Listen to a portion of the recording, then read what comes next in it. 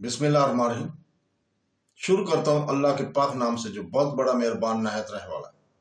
دوستو، بہنوں، بھائیو، بزرگوں، السلام علیکم ورحمۃ اللہ وبرکاتہ۔ ہم جنگ احد، غزوہ احد، جس میں حضور پاک صلی اللہ علیہ وسلم خود بنسب نفیس خود حاضر تھے، اور اس جنگ کی سپہ سالاری کے فرائض بھی انجام حضور پاک صلی اللہ علیہ وسلم نے خود ہی دیے تھے۔ تو جب ان کے قتل کی خبر کافروں نے اڑائی تھی، اس موقع پر ہم بات بیان کر رہے تھے، اور اس میں ایک ابی بن خلف اپنی قوم کی طرف سے مکہ میں حضور پاک صلی اللہ علیہ وسلم پر بڑی زیادتیاں کیا کرتا تھا۔ اس کا بیان ہے کہ میں ہر روز مکئی کا 1.25 من چارہ ڈالتا ہوں، میں اس پر سوار ہو کر آپ کو قتل کروں گا، نعوذ باللہ۔ یہ وہ کہا کرتا تھا مکہ میں اپنے گھوڑے کو متعلق۔ اس لیے جب ابی بن خلف اپنی قوم کی طرف واپس آیا تو رسول کریم صلی اللہ علیہ وسلم نے اسے نیزے سے کوئی بڑی خراش نہیں لگائی تھی۔ وہ کہنے لگا، قسم بخدا محمد صلی اللہ علیہ وسلم نے مجھے قتل کر دیا۔ لوگوں نے اسے کہا، قسم بخدا کی دل ختم ہو گیا، خدا کی قسم تجھے کوئی تکلیف نہیں ہے۔ وہ کہنے لگا، آپ نے مجھے مکہ میں کہا تھا کہ میں تجھے قتل کروں گا، اور خدا کی قسم اگر مجھ پر تھوک دیں تو مجھے قتل کر دیں۔ پس دشمن خدا صرف میں اس زخم سے متاثر ہو کر مر گیا جو رسول پاک صلی اللہ علیہ وسلم نے اسے لگایا تھا، حالانکہ وہ زخم کوئی زیادہ نہیں تھا۔ یوں مسلمان اپنی منظم ریٹائرمنٹ میں کامیاب ہو گیا، اور انہوں نے متحد جھڑپوں کے بعد جبل احد کے پہاڑیوں کی طرف درے کو طے کیا۔ ان جھڑپوں میں وہ مشرکین ان سواروں پر غالب آئے جنہوں نے اس ریٹائرمنٹ کو روکنے کے لیے مایوسانہ کوششیں کی تھی۔ پھر مسلمان جبل احد کے پہاڑیوں میں سے ایک اونچی پہاڑی پر پہنچ گیا، اور انہوں نے وہاں سے مضبوط دفاعی منصوبہ بنایا، جس سے انہوں نے ان تمام کوششوں کو روک دیا جو مشرکین نے ان کی تباہی یا اثر نو ان کی گندگی کے لیے تیار کیا تھا۔ اور اس ریٹائرمنٹ میں کامیابی کی خوبی یہ ہے کہ اس سے مسلمان افواج کے 100 میں سے 99 آدمی بچ گئے، جنہیں اس شخص نے برگندہ کر دیا تھا، جو پہاڑ پر تیر اندازوں کے اپنے سالار کے خلاف نمرد کرنے کا باعث بنے تھے۔ اس ریٹائرمنٹ کے نمبر 1 خوبی وہ جگہ ہے جیسے عظیم سالار رسول پاک صلی اللہ علیہ وسلم نے اپنی فوج کے پڑاؤ کے لیے اور مارکا سے قبل اپنی کمان کے ہیڈ کوارٹر کے لیے منتخب کیا تھا، اور وہ احد کے درے کا دہانہ ہے جسے پیچھے سے اس پہاڑ کی وہ پہاڑیاں گھیرے ہوئے ہیں جو شکست کے بعد مضبوط قلعے بن گئیں۔ ان میں مسلمانوں نے پناہ لی اور ان تمام مایوسانہ حملوں کو روک دیا جو مشرکین نے کیے تھے۔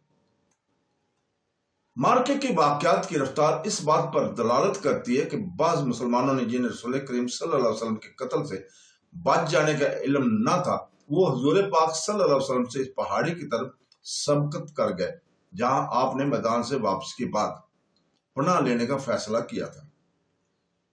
اور اس شکست کے بعد جس سے مسلمانوں کے ایک دوسرے سے الگ تھلگ ہو گئے، آپ کے ٹھکانے کو نہیں جانتے تھے۔ اس وقت اس کٹھن حالات میں ان مسلمانوں میں سے ایک نے، جنہوں نے حضور پاک صلی اللہ علیہ وسلم کے پہنچنے سے قبل پہاڑ کی پناہ لی تھی، حضور پاک صلی اللہ علیہ وسلم کو قتل کرنے کی کوشش کی۔ آپ نے اپنے صحاب کے راول میں پہاڑ کی طرف چڑھ رہے تھے۔ اس نے رسول کریم صلی اللہ علیہ وسلم اور آپ کے ساتھ پہاڑ پر چڑھنے والوں کو مسلمانوں کا تعاقب کرنے والے دشمن خیال کیا۔ قریب تک اس مسلم نوجوان نے اپنی کمان میں تیر رکھا اور اسے چھوڑنے کے لیے رسول پاک صلی اللہ علیہ وسلم کی طرف سیدھا کیا، اور اگر رسول پاک صلی اللہ علیہ وسلم اسے دیکھ نہ لیتا تو قریب تھا کہ وہ تیر ذات نبوی کے سینے کی طرف چل جاتا۔ آپ نے آواز دی اور آپ نے تیر اندازی کے لیے تیار آدمی کو پہچان لیا کہ وہ مسلمان ہے۔ میں اللہ کا رسول ہوں، حضور پاک صلی اللہ علیہ وسلم نے کہا۔ تو اس نوجوان نے اپنی کمان سے تیر اتارا، اور پہاڑ میں جو آدمی اس کے ساتھ تھے وہ رسول پاک صلی اللہ علیہ وسلم سے اور آپ کے ان کی تک سلامتی کے ساتھ پہنچ جانے سے خوش ہو گئے۔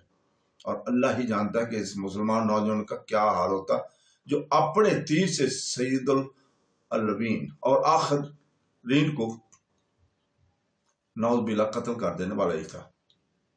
بلا شبہ اس کی زندگی کی خوش نصیب گھڑی تھی جس میں اس نے اپنی اس کمان کی تانت سے اپنا تیر اتارا کہ اگر اس سے سید البشر حضور پاک صلی اللہ علیہ وسلم کی جانب تیر چل جاتا تو وہ دنیا کی منحوس ترین کمان ہوتی۔ حضور پاک صلی اللہ علیہ وسلم مسلسل پہاڑ پر چڑھتے رہے، حتیٰ کہ اس جگہ پہنچ گئے جس میں آپ نے ٹھہرنے اور پناہ لینے کا فیصلہ کیا تھا۔ وہ ایک محفوظ جگہ ہے جو گھاٹی کی شرقی جانب عظیم پہاڑ کی مشابہ ہے۔ معلوم ہوتا ہے کہ وہ زخم جو رسول پاک صلی اللہ علیہ وسلم کو شکست کے بعد مشرکین کے ساتھ جنگ کے دوران آئے، انہوں نے آپ پر اثر ڈالا، اور یہ زخم آپ کی جسمانی قوت کی کمزوری کا باعث بن گئی۔ اور اس کی دلیل یہ ہے کہ جب آپ نے پہاڑ پر چڑھنے کا ارادہ کیا تو آپ اس کی طاقت نہ پا سکے، حتیٰ کہ حضرت طلحہ بن عبید اللہ آپ کے نیچے بیٹھے اور وہ آپ کو لے کر اٹھے، حتیٰ کہ آپ اس پر چڑھ گئے۔ ابن اسحاق نے یہاں پہ بیان کیا کہ حضور پاک صلی اللہ علیہ وسلم پہاڑ کی طرف جلدی سے گئے تاکہ اس پر چڑھیں، اور آپ کمزور اور عمر رسیدہ ہو چکے تھے، اور آپ نے اوپر نیچے 2 زریں پہنی ہوئی تھی۔ بس جب چڑھنے کے لیے گئے تو چڑھ نہ سکے، بس حضرت طلحہ بن عبید اللہ آپ کے نیچے بیٹھے حتیٰ کہ آپ اس پر چڑھ گئے۔ اور اس جلیل الشان عمل کے ثواب میں حضرت طلحہ الخیر کو جنت ملے گی۔ ابن اسحاق نے بیان کیا کہ حضور پاک صلی اللہ علیہ وسلم نے حضرت طلحہ کو آپ کو پہاڑ پر اٹھا کر لے جانے کے بعد فرمایا، طلحہ نے واجب کر لیا، یعنی جنت اس کے لیے واجب ہو گئی ہے۔ اسی طرح حضرت طلحہ کا حضرت نبی کریم صلی اللہ علیہ وسلم کو اٹھانا آپ کے لیے برکت کا باعث ہو گیا، اور وہ حضرت طلحہ کی ایک ٹانگ کے اس لنگڑے پن کے علاج کا سبب بن گیا جو شکست کے بعد حضور پاک صلی اللہ علیہ وسلم کا دفاع کرتے ہوئے آپ کو ہو گیا تھا۔ اور یہ واقعہ یوں ہے کہ جب حضرت طلحہ نے حضور پاک صلی اللہ علیہ وسلم کو اٹھایا تھا تو آپ نے دشواری سے اپنی چال کو درست رکھا تاکہ حضور پاک صلی اللہ علیہ وسلم کو تکلیف نہ ہو۔